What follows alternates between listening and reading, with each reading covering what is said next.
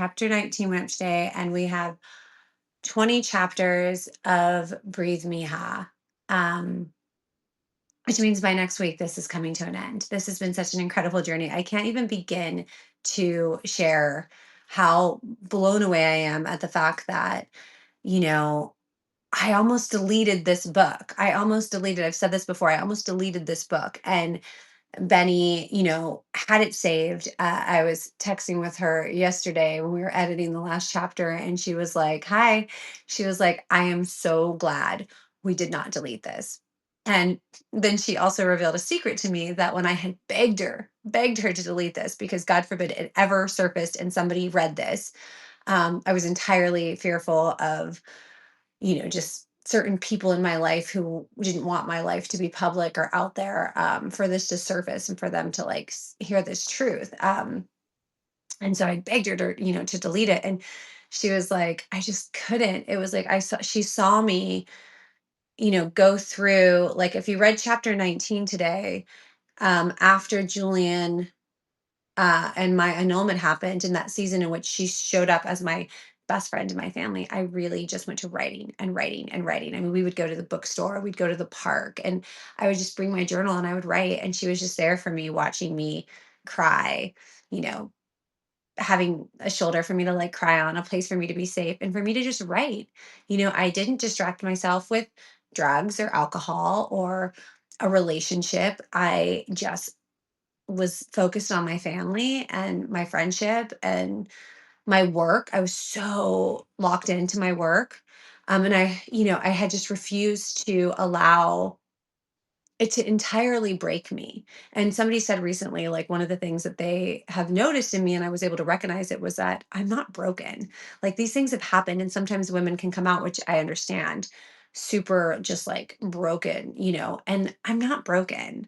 Like, I'm not. And I'm really happy that I'm not. My spirit's still there. My ability to love is still there. My heart is still there. I still am a hopeless romantic till the day I die. Do I want to get married again?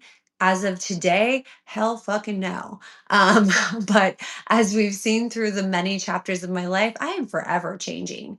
And I want to recognize a few things on here with the chapters that people have brought up to me via message or even on here, like a week ago, in terms of like my title or my identity with my sexuality. Um, I went through, as you have read, a very big journey of being raised by two women, being in the LGBTQ community my entire childhood. That has been my life and my family and my home. It is where I have felt home. I've also been raised with my faith, and I put that in the book as well. Like, my faith has always been there since I was little. And I'm grateful for that, for my parents and for my grandmother, and just that I've been able to carry that with me. I ended up on the reality show. I ended up becoming more well known because of the reality show and because of my relationship with women.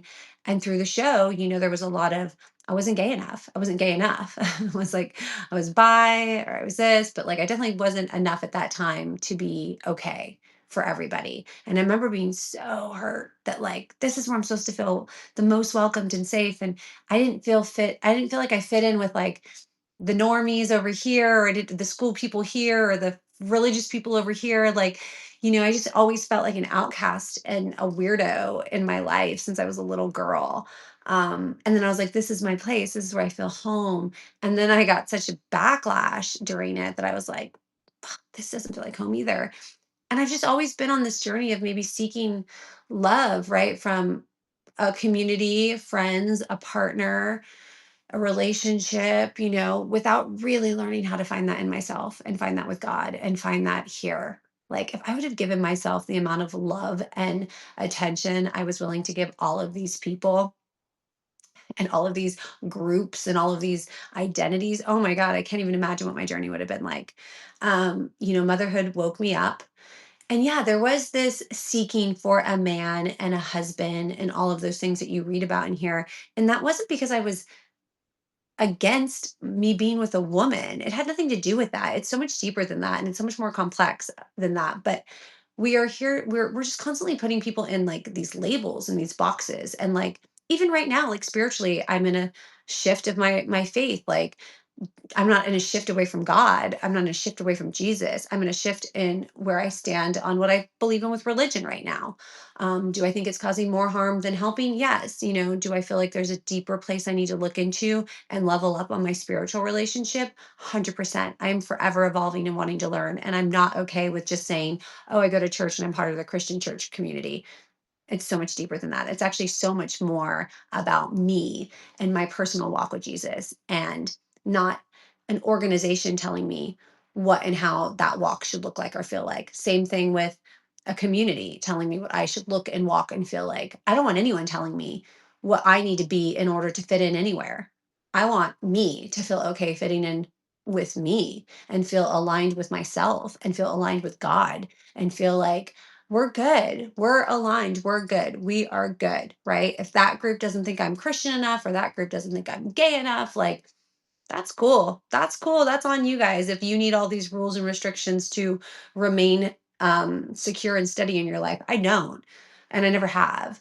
And that's just part of it. So somebody had asked me, you don't identify as gay, because in one of the chapters I said I went through a really deep dive with my therapist and came out of it with like the words to my therapist that said I'm not gay. And I think that was because this identity had been that, like, that was who I was for so long, that some part of me needed to break that I don't have to be that.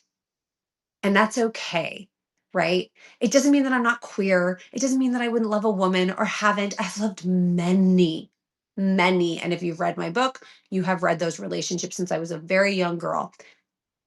I'm not like, I don't have to be what you think I need to be that, but I also don't have to call myself anything to be that either.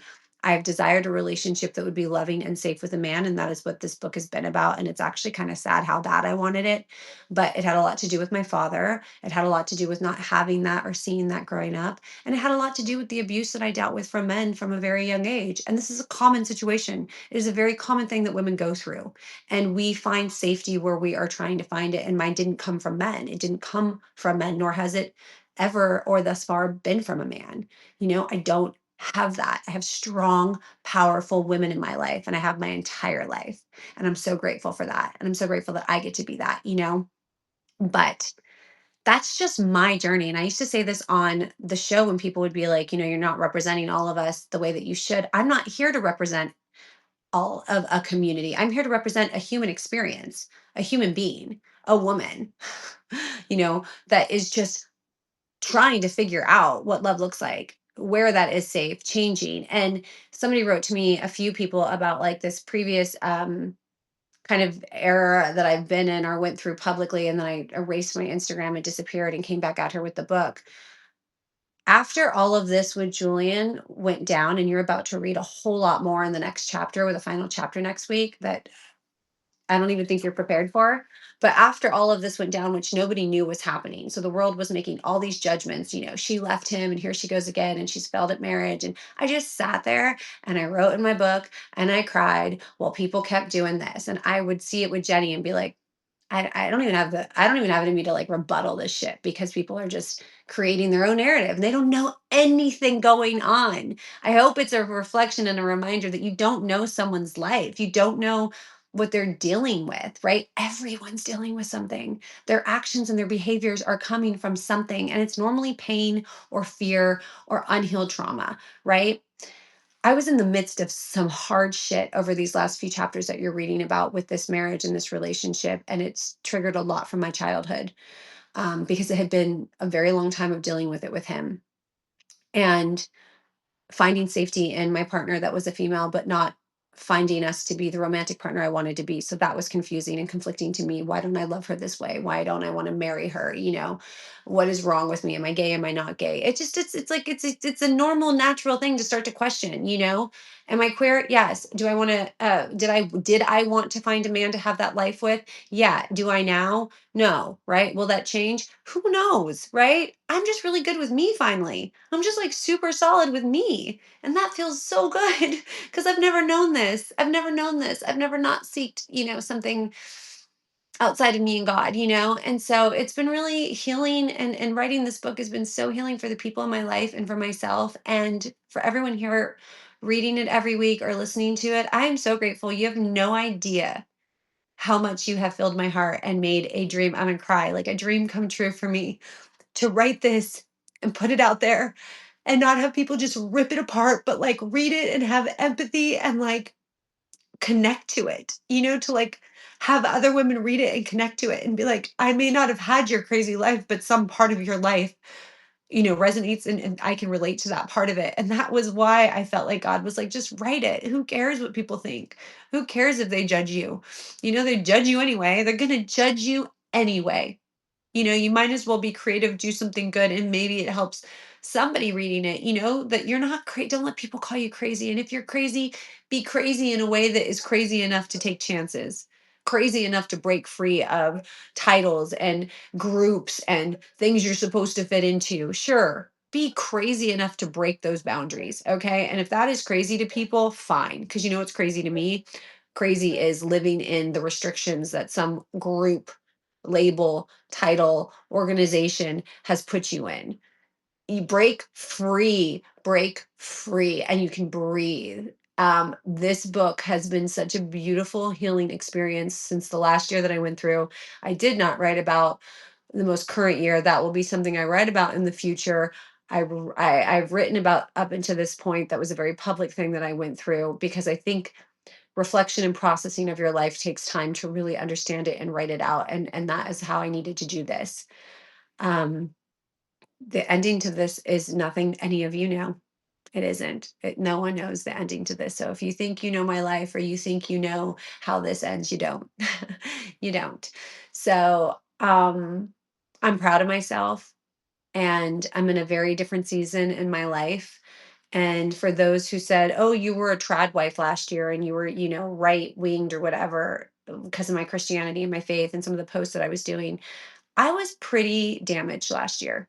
And if you can't see why after reading this, then I beg for you to seek in your heart a little bit more empathy. I was really damaged and really hurt. And I wanted something really different than I'd ever had, and opposite than I'd ever had my whole life. And I really wanted to know what that felt like to be someone that wasn't in the world that I had been in my whole life.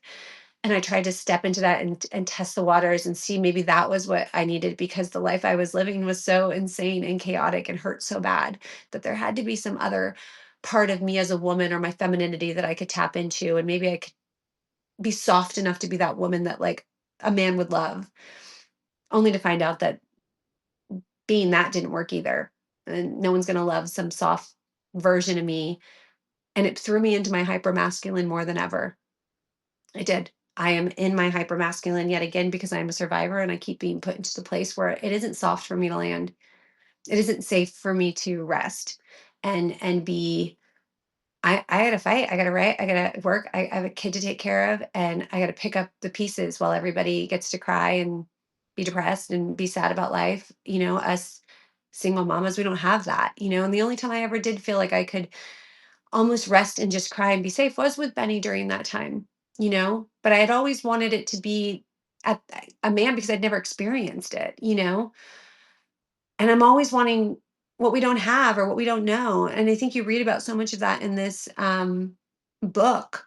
But I hope that you have some understanding and empathy and even can reflect on your own life or the people around you that, like, you see people making decisions and doing things. But I think what you don't know is deeper into why they're doing it. And rather than judging everyone or not having people fit into enough of our labels, identities, boxes of shit and organizations and cults and whatever it may be, just let everyone be a fucking human being.